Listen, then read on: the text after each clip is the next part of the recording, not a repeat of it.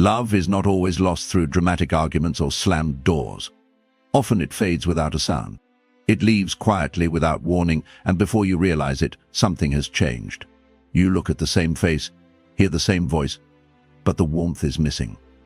The connection that once felt effortless now feels forced, and you cannot quite explain why. People do not usually say they no longer love you. They just stop showing it. Not because they want to hurt you, but because feelings change. Attention shifts. Hearts move on, not always with anger, but with indifference. And that is harder to face. Have you ever felt completely alone, even while standing next to someone you love deeply? Like you are physically present but emotionally invisible? There is no fight. There is no goodbye. Just silence. And a growing space between what was and what is. The Stoic philosopher Marcus Aurelius once wrote, "You have power over your mind, not outside events." When someone begins to withdraw, our suffering often comes not from their distance, but from our resistance to it. We hold on to how things used to be, while reality drifts further from our grasp. Today we explore a quiet truth. That when love begins to leave, it always shows itself in two ways. Not loud, not cruel, but clear, if you are willing to see it. Now let me take you into a quiet village where one man faced the greatest fear of anyone in love. He learned not through arguments, not through betrayal, but through silence and emptiness that taught him more clearly than words ever could. It is in this story that we will find the two first signs that someone no longer loves you. The farmer and the falling leaves. In a quiet village surrounded by tall hills and wide open fields, there lived a humble farmer named Elias.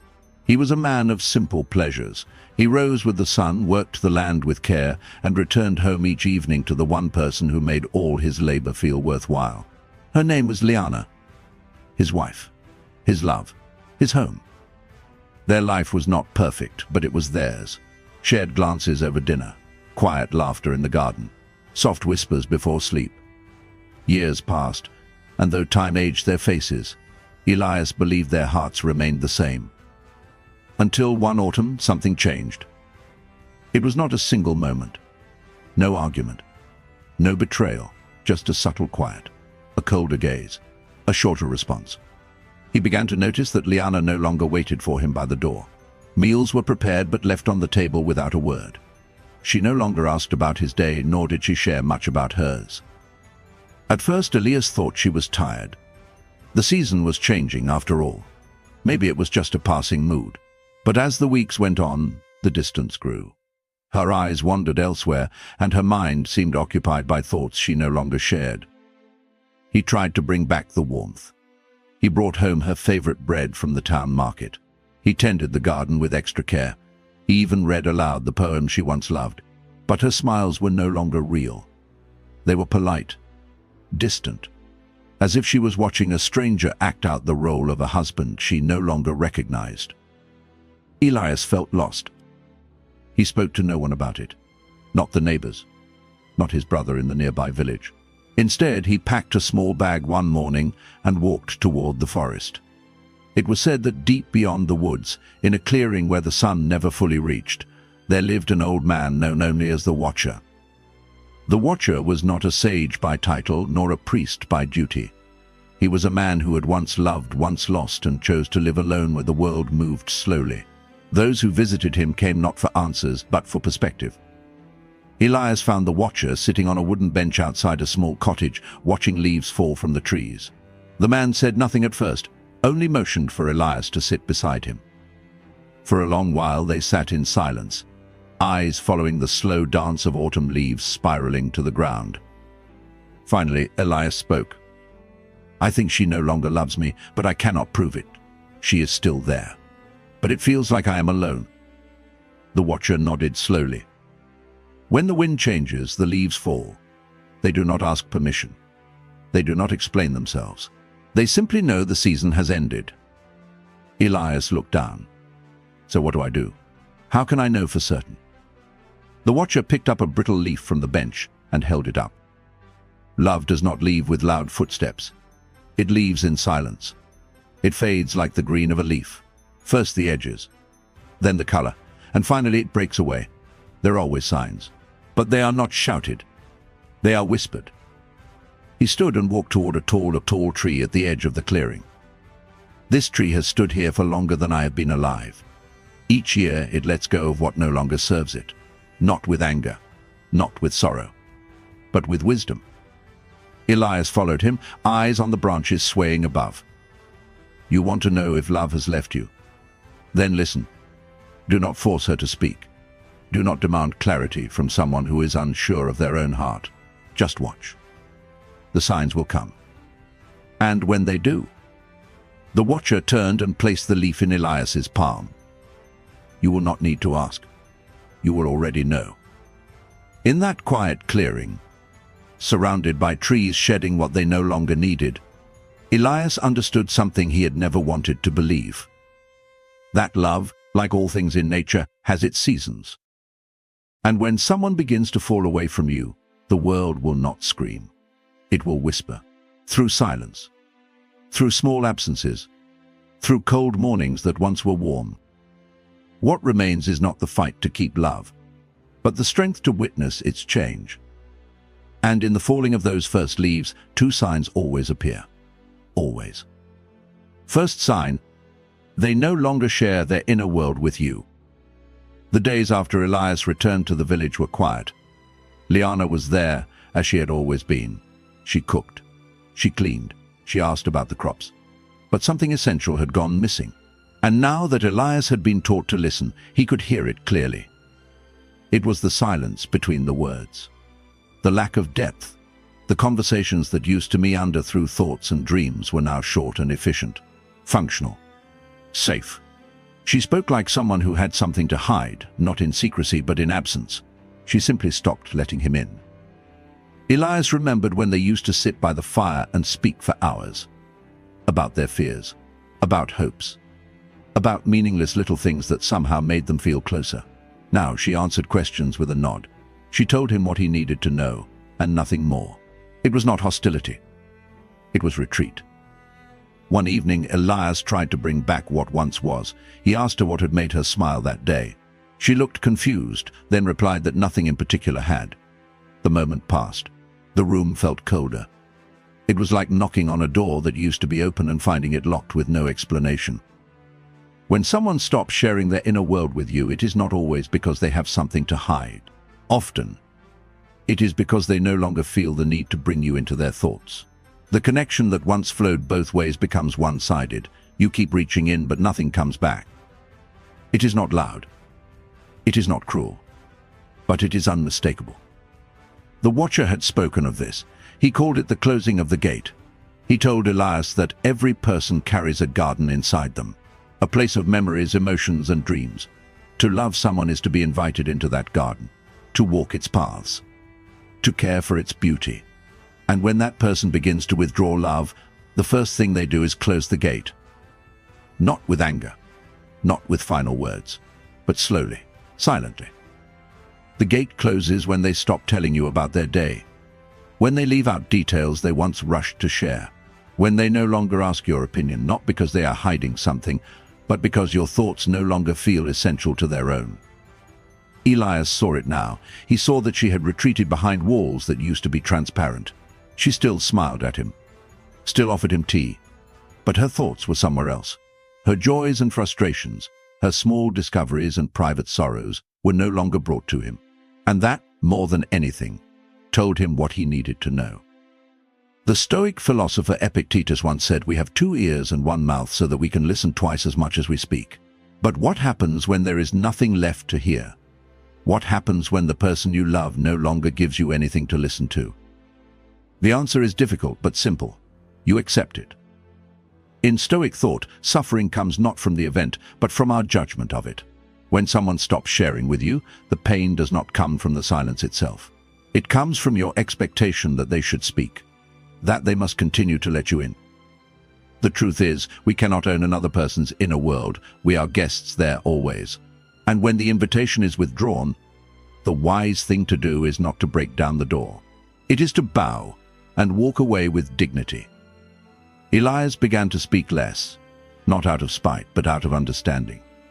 He no longer asked questions that would be answered with indifference. He no longer tried to stir warmth where there was only routine. Instead, he observed. And in that observation, he saw the truth not in what was said, but in what was no longer spoken. This is the first sign. When love begins to fade, the voice of the heart grows quiet. They no longer share their fears, their hopes, their soul. You are still in their life, but no longer in their thoughts. And once you are no longer in someone's inner world, their outer actions will soon follow. The first leaf has fallen. The garden gate is closed. Second sign, they start comparing you silently. It was late afternoon when Elias noticed it again. They were walking through the village market, as they often did in the past. The rhythm of their steps used to match. They used to stop at the same stalls, laugh at the same odd fruits, and choose spices together. But today, her eyes wandered. Not to the stalls, not to the food, but to other people. He watched as her gaze lingered on a young couple laughing near the baker's shop. Her expression did not change. There was no envy, no sadness, just a quiet observation. She looked at them the way one looks at something once familiar but now distant. Later that evening, she complimented the dress of another woman at the well. Not out loud, just a passing comment. Simple, almost careless. But something in her tone made Elias feel like he had just been measured against someone else and found lacking. She did not say a single hurtful word. Yet every glance away from him, every silent admiration of others, cut deeper than any criticism ever could. When someone begins to fall out of love, they often start to compare, not openly, not cruelly, but quietly. They begin to notice what others have that you do not. They begin to admire traits in strangers that they once found in you. They may not realize they are doing it, but you feel it. The laughter you once shared becomes muted. Your habits once seen as endearing now seem irritating. Your presence becomes less of a comfort and more of a comparison point. The watcher had spoken of this too. He told Elias the story of a man who once carved a statue of his wife. He shaped it from memory, believing it captured her beauty perfectly. But over time, he began to add features that did not belong to her. A more elegant smile, a straighter posture, softer eyes. He claimed it was still her. But the truth was, it had become someone else, an ideal she could never be. This is what comparison does. It replaces real connection with imagined perfection. It shifts attention from what is shared to what is missing, from gratitude to desire. And it always begins quietly. You will notice it in how they speak about others, in the way their eyes light up at someone else's story, but grow dim when you speak, in the subtle distance they create when they begin to see you not as their choice, but as their habit. Marcus Aurelius once wrote, "Be content to seem what you really are." But when someone is no longer content with who you are, their restlessness reveals itself in comparison, not in arguments, not in complaints, but in glances, in sighs, in silence. Elias began to sense it in every room they entered together. He noticed how Liana no longer reached for his hand in public, how she smiled more often at others than at him, how she admired things he could never give her without ever saying it out loud. There is a pain in being measured without being told. It is the ache of being seen, but not cherished, of being near someone who is already imagining someone else. The Stoics teach us not to chase what is outside our control. We cannot stop someone from comparing us to others, but we can choose not to compare ourselves in return. We can choose to accept that love built on comparison is not love, but performance, and we are not actors. When someone silently compares you, they stop seeing you as enough. They look for qualities you do not possess and forget the ones you do. This is the second sign. The heart has shifted. It now looks outward instead of inward. Elias did not confront Liana. He did not beg her to see him differently. He simply watched, and what he saw was a woman still present in body, but already walking away in spirit. Love begins with admiration, but it fades when that admiration is redirected. And the most painful part is not being replaced. It is being slowly forgotten while still standing in front of the person you love. That is how the second leaf falls, not with a word, not with a decision, but with a gaze that no longer sees you. What should you do when you see the signal? After many days of watching and waiting, Elias returned once more to the forest. He found the watchers sitting at the same bench, eyes turned toward the same trees, still losing their leaves. Elias sat beside him, the weight of silence hanging heavily on his shoulders. "I have seen the signs," he said. "She does not share herself with me anymore. And I feel her comparing me to things I cannot become. So what should I do now?" The watcher did not answer right away. Instead, he bent down and picked up a handful of fallen leaves. He let them fall one by one from his hand, watching how they drifted on the breeze without resistance. "You cannot chase the wind," he said quietly. "And you cannot force a leaf to cling to a branch that no longer feeds it." Elias lowered his head. "Should I fight for her? Should I ask her to stay?" The watcher shook his head gently. "You can ask. You can cry. You can explain every ache in your chest. But if her heart has already walked away, your words will not reach her. You would not be speaking to her. You would be speaking to the memory of who she was. That is the pain of love. Not that it ends, but that we keep trying to hold on to what has already gone." The Stoic teachings remind us that true strength comes from accepting reality, not resisting it. Epictetus once said, "Freedom is the only worthy goal in life, and it is achieved by letting go of what is outside our control." You cannot control how someone feels. You cannot force love to return. You cannot make someone stay if their spirit has already left. But you can control something far more powerful, yourself. Elias sat still, eyes on the forest floor. "And how do I do that?" By not begging for attention. By not lowering your worth to chase something that no longer sees it. By standing where you are and choosing peace over pride. When someone begins to leave, do not chase them into the darkness. Let them walk. And if they return, let it be by choice, not guilt. If they do not, then you will still be standing, whole, undiminished. The greatest mistake we make is thinking that letting go means we did not care. But the opposite is true. Letting go means we cared enough not to trap what wanted to fly. It means we loved enough to honor truth over fantasy. So Elias asked, "What should I do tomorrow?" And the watcher answered, "You rise, you water your field, you greet the sun, you care for your life, because it is still yours, even if someone has stepped out of it. Let them go, Elias, but do more than just let go. Choose yourself, choose to live fully, choose to build a future that does not depend on someone else's heart. Because the one thing you must never lose is your own soul in the effort to keep someone else's love." That is what Stoic strength looks like.